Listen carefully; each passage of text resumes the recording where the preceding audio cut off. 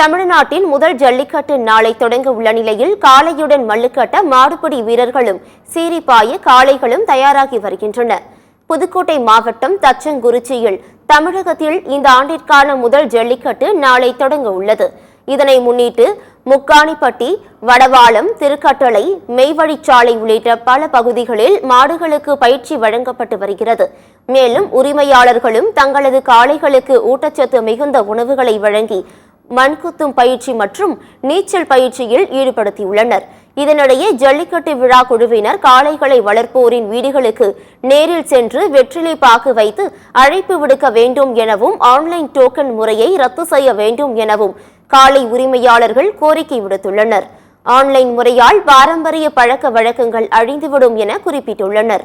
மேலும் ஜல்லிக்கட்டு காளை வளர்ப்போருக்கு மாதந்தோறும் ஊக்கத்தொகை வழங்கப்படும் என அறிவிக்கப்பட்டதை இந்த ஆண்டே நடைமுறைப்படுத்த வேண்டும் என வலியுறுத்தியுள்ளனர். தொடங்கிருச்சு. நாங்கள் ஜனவரி 19 எங்கள் ஊரில் ஜல்லிக்கட்டு வச்சுருக்கிறோம். அது முக்காணிப்பட்டிங்கிற ஊரில் எல்லோரும் இப்போ அதுக்காக பயிற்சியில் மாட்டுக்கெல்லாம் பயிற்சி கொடுத்துட்ருக்கேன். அப்புறம் மாட்டுக்கான தீனி வைக்கிறது பயிற்சி முடித்தோடனே வெளியில் வந்தோடனே ஒரு மாட்டுக்கு ஒரு 5லேருந்து 10 முட்டை விதமாக முட்டை கொடுத்து மாட்டை உடலை தடைப்படுத்துவோம். மாட்டுக்கோ மாடுபிடி வீரருக்கான டோக்கன் கண்டிப்பாக விழாக்குழுவோட இதில் தான் கொடுக்கணும், பாரம்பரிய முறைப்படி தான் கொடுக்கணும். இப்போ உள்ள காலத்தில் ஒரு 5 ஆண்டுகளாக எங்களால் மாடுகளை அவுக்க முடியல. காரணம் என்னன்னு கேட்டால் ஆன்லைன் டோக்கனுங்கிறா நீங்கள் ஆன்லைனில் பார்த்தீங்க அது வந்தால் தான் நீங்கள் மாடு ஓட்டி வரணும். அது மாதிரி சூழ்நிலை இருக்குது. எங்களால் பக்கத்து கிராமத்திலோட மாடுகளை அவுக்க முடியல. அந்த ஆன்லைன் ரத்து செஞ்சு மீண்டும் பழைய முறைப்படி மாடுகளுக்கு அந்தந்த ஊர் கிராமத்தார்களை சார்பாக கொண்டு வந்து பார்க்க வச்சு அழைப்புதல் கொடுத்து நிகழ்ச்சி நடந்தால் நல்லாயிருக்கும்.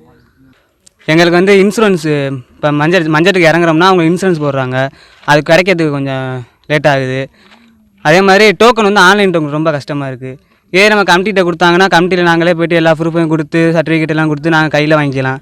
அதே மாதிரி இப்போ மாடுக்கும் குடிகாரர்களுக்கும் ஆன்லைன் டோக்கன் போட்டது கொஞ்சம் கஷ்டமாக இருக்குது. கை டோக்கன் கொடுத்தா இன்னும் கொஞ்சம் நல்லா இருந்திருக்கும்.